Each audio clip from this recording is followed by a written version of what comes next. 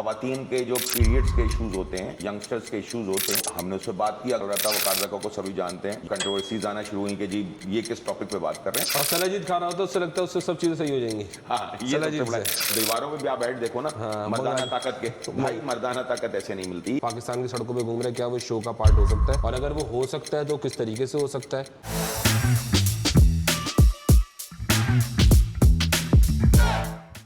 अस्सलाम वालेकुम। अनस्क्रिप्टेड सोहेल अनवर के साथ मैं हाजिर हूं। ये प्रोग्राम बेसिकली हम इस वजह से शुरू कर रहे हैं कि लोगों को अवेयरनेस दें कि एक जनरल फिटनेस क्या है, जिसके अंदर जो जिम गोइंग है, जो जाते हैं जिम या जो जिम नहीं जा रहे हैं, उनके फायदे क्या हैं और उन्हें क्या जिम के अंदर हासिल करने जा रहे हैं, उसके अंदर उनको हेल्प करना, या जो जिम नहीं जा रहे हैं तो उनको मोटिवेट करना कि जिम जाना चाहिए कि नहीं जाना चाहिए। जो जिम जा रहे हैं उनको जिम में प्रॉब्लम्स आ रहे हैं, इतने सालों से एक्सरसाइज कर रहे हैं, कोई वेट कम करने आ रहा है, कोई वेट बढ़ाने आ रहा है, क्योंकि अब जिम जो है वो सिर्फ बॉडी बिल्डिंग नहीं है, कोई मसल गेनिंग का काम नहीं है कि सिर्फ मसल बनाने या बॉडी बिल्डिंग करने जा रहा है। जिम वो लोग भी जाते हैं जिनको मेडिकल इश्यूज, और आजकल बहुत जाते हैं, अब डॉक्टर खुद कहते हैं, जिसमें ब्लड प्रेशर, शुगर, एंजाइटी और बहुत सारी चीजें जो आगे हम प्रोग्राम के अंदर डिस्कस करेंगे। जिसके अंदर सबसे पहले मैं बैठा हूं। पिछले लास्ट तकरीबन 2-2.5 साल 3 साल के अंदर मुझे कैंसर हुए 2, और उसको मैंने सर्वाइव कैसे किया। इसी तरीके से मुझे हार्ट अटैक हुआ, जिसकी वजह से ब्लड शुगर बढ़ गई बहुत ज्यादा, मुझे मेडिकल इश्यूज के अंदर मुझे ब्लड प्रेशर आया। तो इन सब बातों को डिस्कस करेंगे मुख्तलिफ लोगों ने। और अनस्क्रिप्टेड हमने नाम सिर्फ इसी वजह से लिखा है कि ये प्रोग्राम कोई स्क्रिप्टेड नहीं है, किसी भी किस्म का स्क्रिप्ट नहीं लिख रहे, बस हम बैठे हैं, डिस्कस करेंगे, लोगों के सवालात लेंगे। हम मुख्तलिफ लोग आएंगे, मुख्तलिफ शोबों से आएंगे, जिसमें फिटनेस से रिलेटेड भी हैं, बॉडी बिल्डर्स भी होंगे,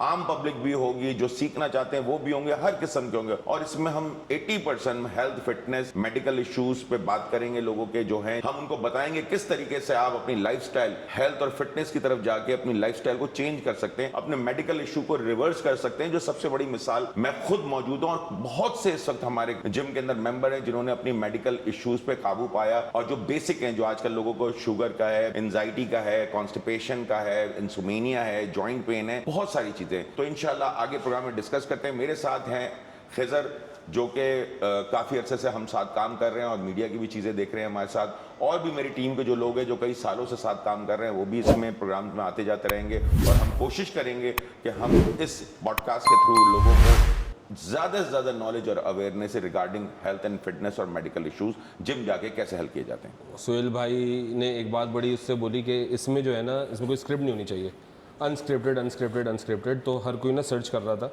पूरी टीम ने आया कि अनस्क्रिप्टेड सोहेल। तो एक लड़का पूछ रहा उसमें कि आप लोग गंदी बातें करेंगे बैठ के इसमें?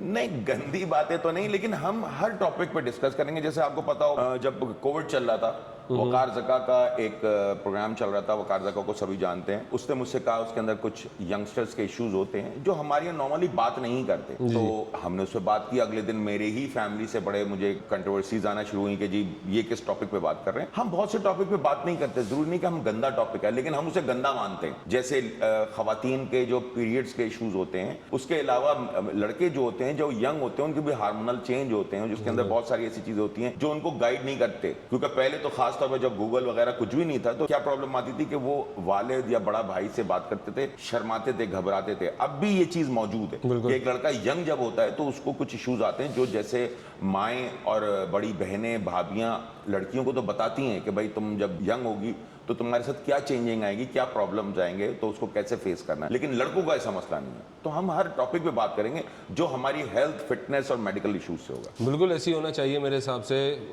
मेरे हिसाब से सोहेल भाई, जो आजकल की यंग जनरेशन बर्बाद हो रही है ना, वो इस वजह से बर्बाद हो रही है कि जो बातें हमें अपने माँ बाप से पता चलनी चाहिए वो हमें दोस्तों से पता चलती हैं, और दोस्तों से बड़े गलत तरीके से पता चलती हैं। वो असल में दोस्तों के पास भी कोई पर्टिकुलर एक्सपीरियंस नहीं होता उसका, तो वो उसी हिसाब से बताते हैं। यहाँ प्रॉब्लम ये है पाकिस्तान में, हमारे यहाँ जो चाय के केबिन पे बैठा होगा, बस में बैठा होगा, वो पॉलिटिक्स में धुआंधार बात कर रहा होगा, जैसे पूरे मुल्क के फैसले उससे मशवरे से हो रहे हैं, जबकि उसे कुछ भी नहीं पता कि क्या हो रहा है। बस हमारे यहाँ है तो इसी तरीके से मशवरा, क्योंकि फ्री होता है, हर बंदा अपना देना शुरू करता है, जबकि उसके पीछे कोई रिसर्च नहीं होती। बिल्कुल ऐसी है। और ज़्यादातर हमारे बड़े अवॉइड करते हैं। अभी मेरे दोस्त की एक शादी हुई तो मैंने उससे पूछा कि भाई कोई वालिद साहब ने कोई मशवरा दिया या कुछ दिया? उन्होंने बोला कुछ नहीं दिया। तो मैंने कहा मशवरा अगर उनको भी मिला होता तो तुम नहीं होते। तो कम से कम सही तो होते। मशवरा तो दें आप, कम से कम मशवरा दें। वो मशवरा दें कि अगर तुमसे तंग है, अब जैसे हमारे वालिद अगर हमसे तंग है, सही है, तो हम उन्हें हमें हमारी शादी मशवरा देने देना चाहिए कि बेटा पहला जब बेटा हो जाए तो दूसरे में मत आना। बिल्कुल बिल्कुल सही बात है। मैं जैसे अब पहले ये होता था कि पहले तो बल्कि ये होता था कि भाई बहुएं आती हैं और आने के बाद बेटों को अलग कर देती हैं, और मेरे माशाल्लाह 3 बेटे हैं, माशाल्लाह। और जिसमें से मेरे पहले बेटे की अभी मैंने रिसेंटली सेकंड वन से किया, जब बड़े वाले के नहीं, उसकी मैंने निकाह किया। बट मैंने अपने बेटों को कह दिया कि भाई कम से कम तुम लोग 2 साल अलग रहना, साथ नहीं रहना हमारे। बिल्कुल। क्यों? क्योंकि देखें, ये हमें समझना चाहिए इन बातों को। एक लड़के लड़की की शादी हुई तो शुरू के साल 2 साल उनकी जो बाउंडिंग होती है वो शुरू में ही होती है।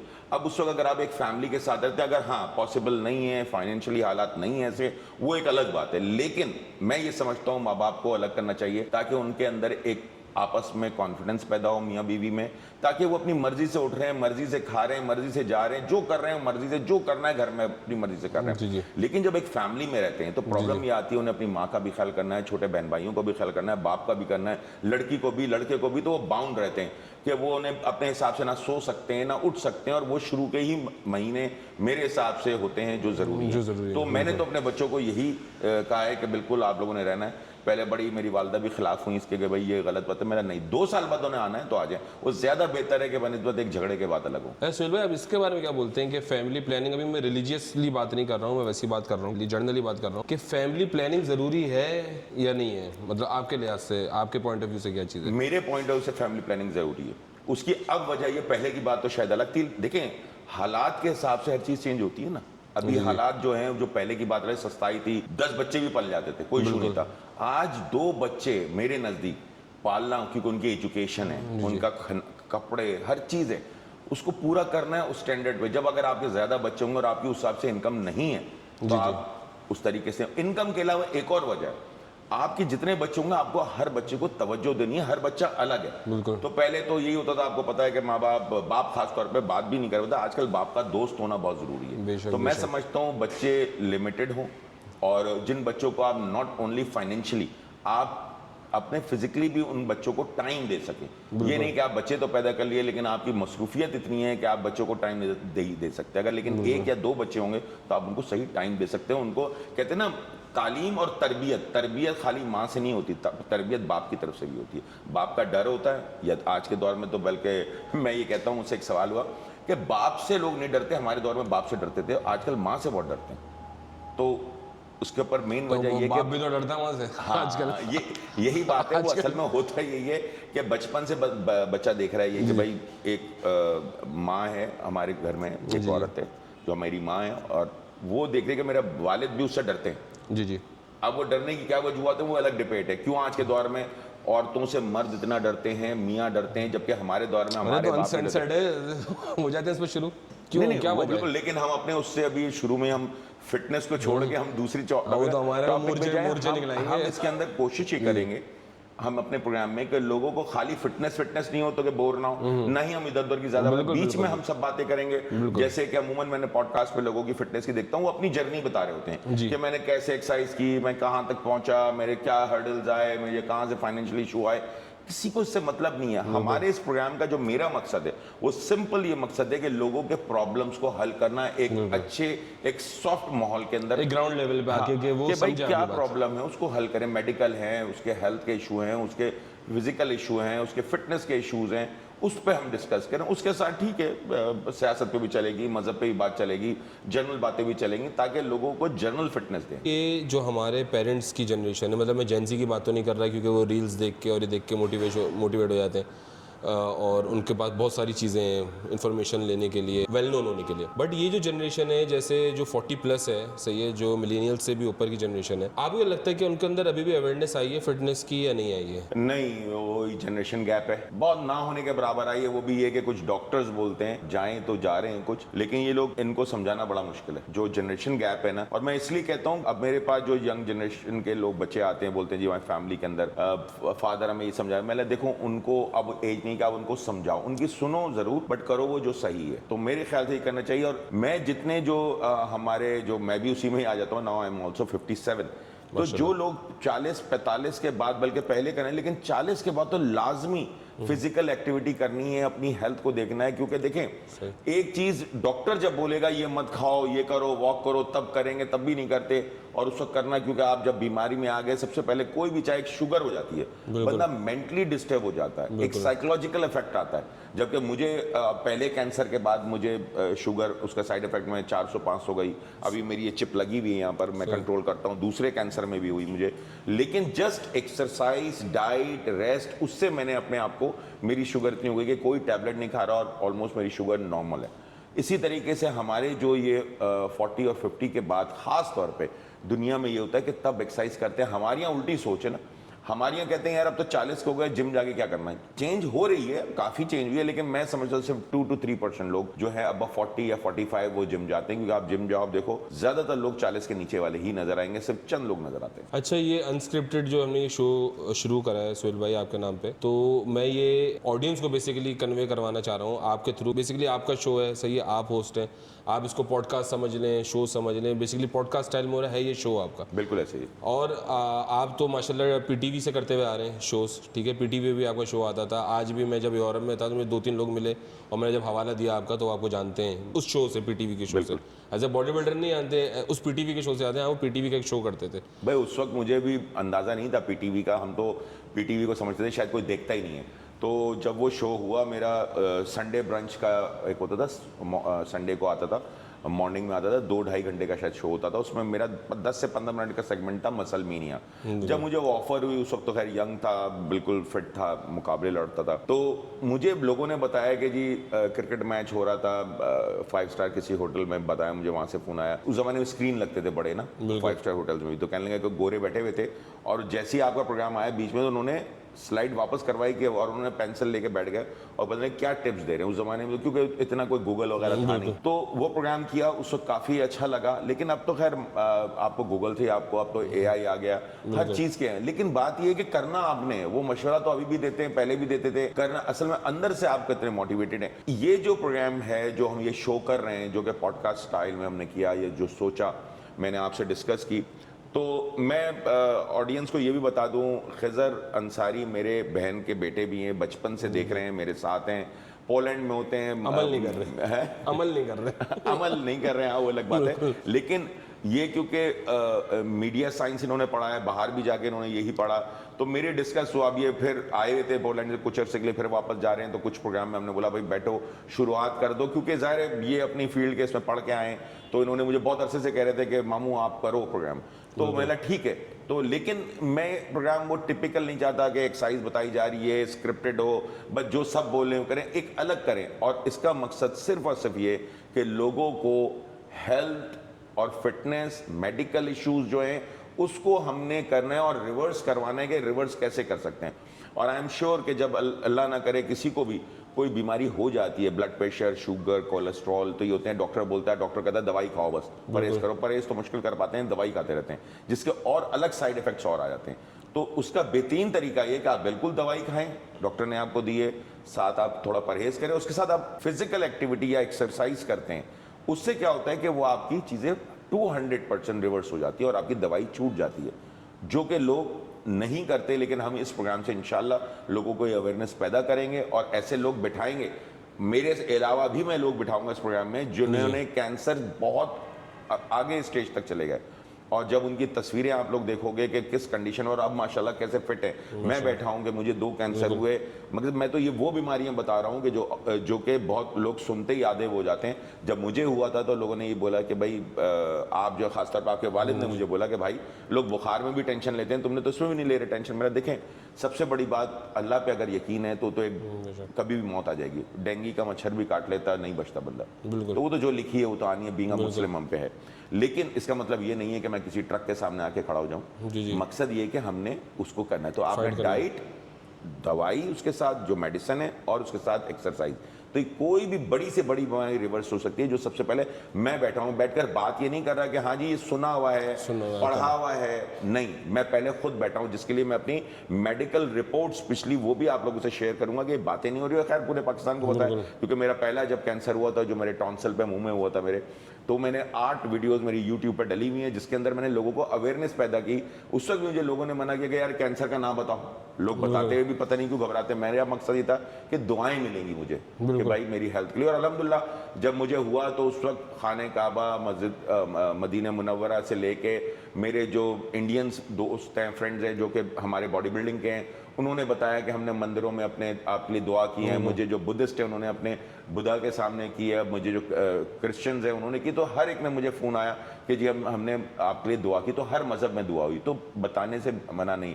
फिर लोगों को मैंने अपना ये जिक्र किया कि कैसे इसको डायग्नोज किया और कैसे इसको मैंने फेस किया। तो ये ज़रूरी है, हमने फेस करना है चीज़ों को, लोगों को बताना है। यहाँ पर तो अगर आप किसी को मोटा बोल दो, बद्दा बोल दो, बुड़का बोल दो, तो वो उसमें बुरा मान जाते हैं। अब जैसे मैं कल गया हुआ था अपनी वालदा के साथ, तो एक बच्चा है, उसने बोला अंकल इतने पैसे हो गए।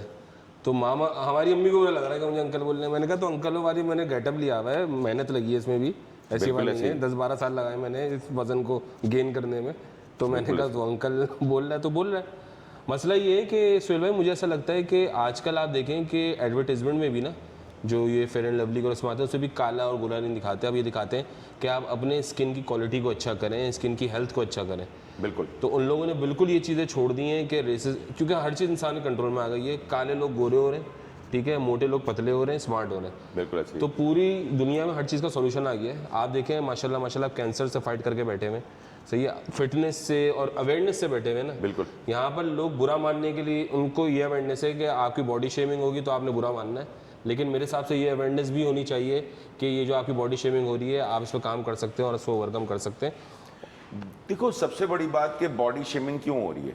अगर एक काले को काला कह रहे हैं तो बुरा क्यों माने, उसे तो गोरा कहे तो बुरा मानना चाहिए। भाई मैं काला हूँ, गोरा क्यों कह रहा भाई मुझे, बिल्कुल ठीक है। अब मुझे अक्सर लोग कहते हैं कि मजाक में तो मैं ले जाता हूँ उसको, कहते हैं, जो मुझे कहते हैं आप बड़े स्मार्ट लग रहे हैं। मैं लग रहे हैं क्या मतलब, मैं हूँ। हाँ, ये आप कहो कि आज ज्यादा स्मार्ट लग रहे हैं, ज़्यादा स्मार्ट तो मुझे अपने से मोहब्बत होनी चाहिए। मैं हर एक को ये समझाता हूँ, अपने से मोहब्बत करो, दूसरे से नहीं करो।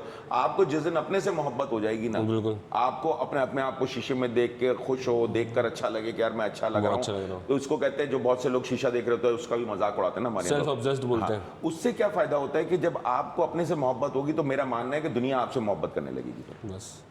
और ये है कि हमारे यहाँ जो इस शो में है हर किस्म की बातें होंगी, सही है। तो जो बुरा मानेंगे तो सुहेल भाई, अगर किसी को बात आपकी कोई बुरी लगे तो कोई माफ़ी वाफ़ी तो नहीं मांगते? अगर कोई बात भाई जिसका दिल ना दानस्ता दुखे जानबूझ के नहीं, तो उसके लिए तो पहले से एक्सक्यूज कर लेंगे।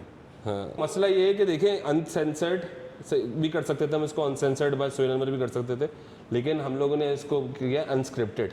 तो इसमें कोई गलत बात नहीं होगी, इसमें कोई गंदी बात नहीं होगी। हर चीज़ को मेडिकली, हेल्थ के हिसाब से, बायोलॉजिकली आपको समझाई जाएगी। अब ये आपकी सोच की बात है कि यहाँ पर लोगों की होती है। अभी मैं बता रहा हूँ ना, हम लोग जब नाम रख रहे थे तो बोलने गंदी बातें करेंगे। मैंने गंदी बातें क्यों करेंगे भाई। मैं अपनी जनरेशन का बताऊं, मेरी जब जनरेशन थी तो उस जमाने में हमारे होता था कि जब छोटे थे तो कोई पान की जो रैपर होता था उस पर कोई बिकनी की तस्वीर हो जाती था, वही साफ करके जेब में रख लेता था। जो यंग बच्चा होता था, जवान होता था, उससे थोड़ा सा बड़ा हुआ तो जी किसी का घर खाली हो या कुछ हो तो वो VCR कैसेट आती थी जो फंस भी जाती थी, लाइट चली जाए तो वो कोई मूवी मिल जाए, किसी का घर खाली तो कोई मूवी शूवी ला के देख लें, कोई इस टाइप की जो गंदी मूवीज कहलाती हैं। उससे थोड़ा सा बड़ा हुआ वो तो जी कोई लड़की से दोस्ती हो जाए, कोई गर्लफ्रेंड बन जाए तो खड़े हैं पान की केबिन पे, तो चाहे तो बिल्डिंगों के नीचे खड़े हैं, इसी में टाइम गुजार रहे हैं। क्योंकि उस जमाने ना तो मोबाइल था ना व्हाट्सएप था, अब तो बड़ी तेज हो गया ना सब चीजें, हमें तो याद है उस सपा दे।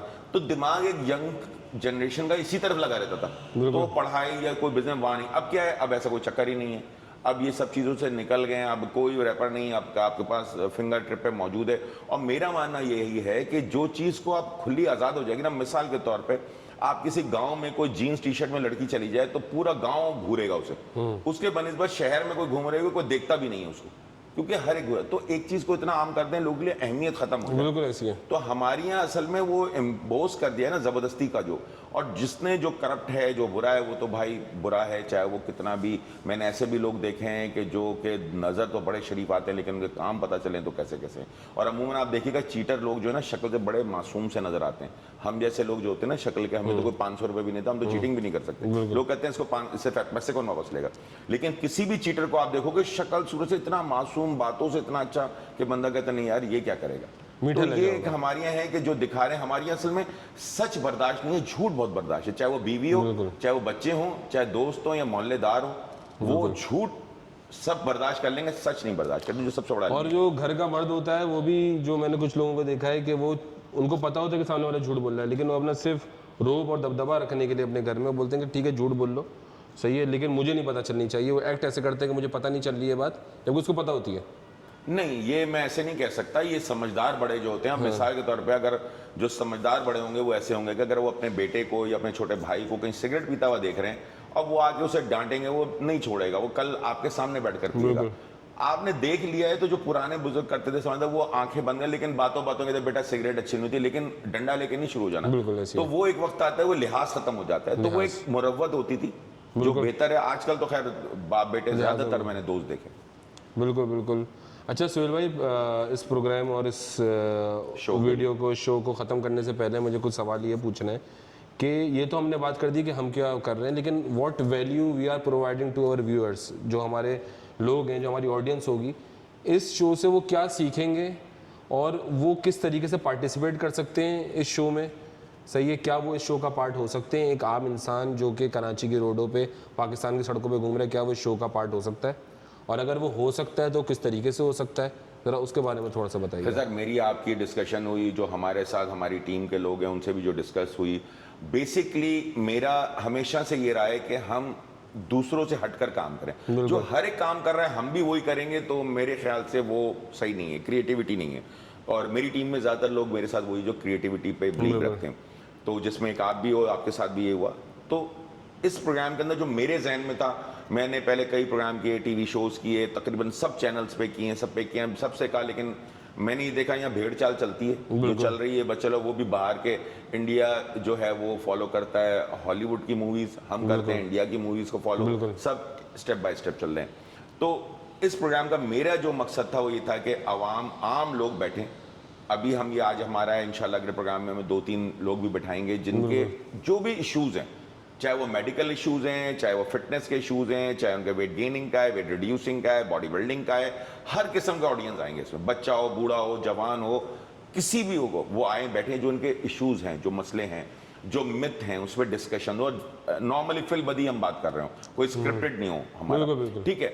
अब उसके साथ अगर कोई हमारे साथ शरीक होना चाहता है तो वो हमें ईमेल करेगा या हमें कांटेक्ट करेगा, हम उसे जब ओके करेंगे तो जिस डे शूट करेंगे हम उस दिन वो आ जाए, वो आके अगर बैठना चाहे, और चाहे तो हम आगे जाके इंशाल्लाह इसको ऐसे भी करेंगे कि हम वीडियो कॉल पे भी लेंगे और वो अपने वीडियो कॉल के ऊपर अपना प्रॉब्लम बताए और उसका हम उसको जवाब देंगे। मकसद ये है हमारा कि यहाँ हर किस्म से बूढ़ा, जवान, बच्चा और मेल, फीमेल, मेडिकली प्रॉब्लम है उसका, जो उसके मसाइल को हल कर रहे हैं हम डिस्कस में बैठ के। हम फजूल की बातें करने से कि एक्सरसाइज की, वो सारे चैनल्स पे जो सब जगह मौजूद है वो ना करें, लोगों को हल दें, ताकि लोगों को अट्रैक्शन हो गया, यार इस प्रोग्राम से हमें हल मिल रहा है या सीखने को मिल रहा है। क्योंकि जो मैं ये देख रहा हूँ, जो ये कोर्सेज करा रहे हैं, जो फिटनेस कोर्सेज होते हैं, वहाँ क्या होता है, बेसिकली तो कोर्स नहीं होता, एक दिन की वो वर्कशॉप कही जाती है। वो उस वर्कशॉप में बुला के जो उसका जो करवा रहा होता है वर्कशॉप, वो आगे अपनी जर्नी बता रहा है कि जी मैं कैसे आया, मैंने कैसे किया, ये किया, वो किया, मैं यहाँ तक कैसे, वो तो अपनी बता रहा है। आपकी जर्नी या मेरी जर्नी से मैं अभी बैठकर शुरू हो जाऊं कि मैंने मेरे ख्याल से मैं कई घंटे बोल लूंगा कि 1995 में तो मैंने प्रोफेशनल शुरू किया। उससे पहले मैं 14 साल की उम्र से एक्सरसाइज कर रहा हूँ और आज मैं 57 का हूँ, जिसमें मैंने mister Pakistan, top 10 Pakistan, mister Karachi बना, मिस्टर सिंध बना, जिमों की चेन बनाई, जैसे आपको पता है गेट स्मार्ट के नाम से, कराची और कराची से बाहर, पाकिस्तान से भी बाहर बनाई। उसके बाद मेडिकल इशूज हुए। सुहेल भाई का जिम है, ये पीछे जो पूरा जिम आपको दिख रहा है, ये सुहेल भाई का जिम है, chain of gate smart gym के नाम से, तो बड़ा वेल नोन है कराची में। तो ये पीछे आपको पूरा जिम दिख रहा है। आज तो यहाँ पर सन्नाटा है, वरना यहाँ पर बैठने की जगह नहीं होती। नहीं, तो वो तो रखा इसलिए आज के दिन है कि वरना तो फिर प्रोग्राम हो ही नहीं सकता ना। संडे को हमने इसलिए ही रखा कि सुकून से कर लें, कॉल्स भी नहीं आ रही और डिस्टर्बेंस नहीं है।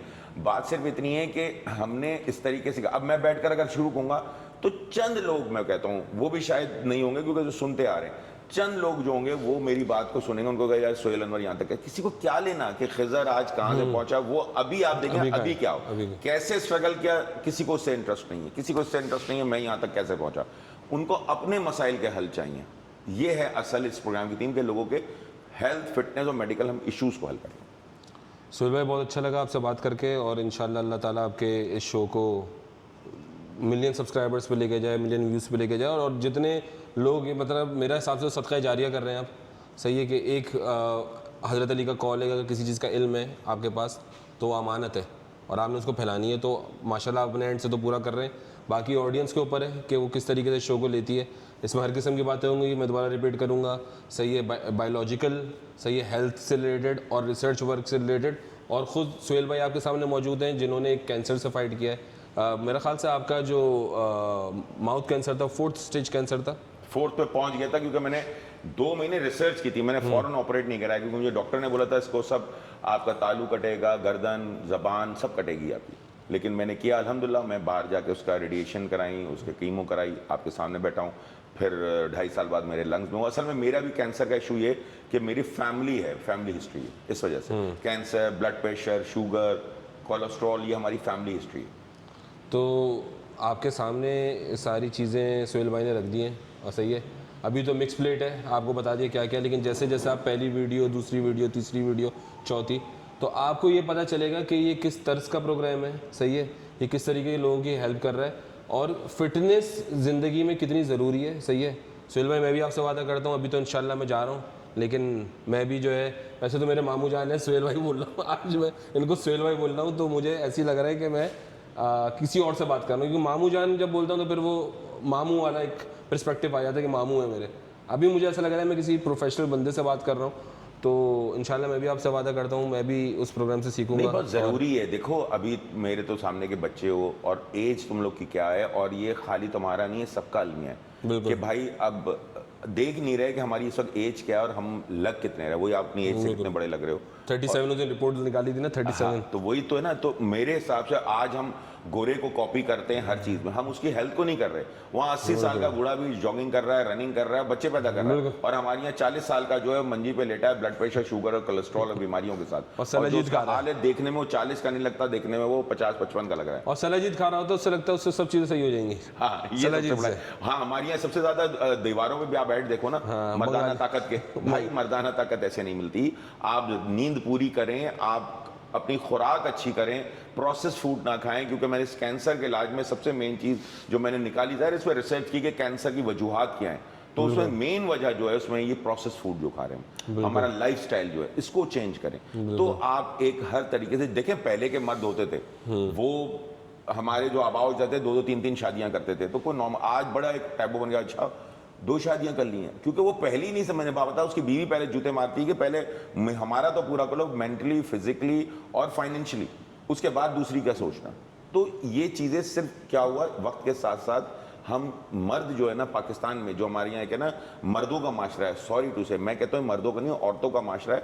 मर्द तो बचपन जो पैदा हुआ, बड़ा हुआ, तो होते ही उसको होता है कि जी तुम्हारी एक माँ है, एक बहन है, इसका ख्याल करना है। उसके बाद तुम्हारे एक बीवी की सूरत में दूसरे की जिम्मेदारी आ जाती है, वो भी तीसरी औरत, और चौथी आपकी बेटी हो गई। सिर्फ ये 4 गिन रहा हूँ। तो 4 औरतों की जिम्मेदारी लेके एक मर्द मर जाता है और वो पूरी जिंदगी उसी में रहता है। और वो जो कमा रहा है वो किसके लिए कमा रहा है?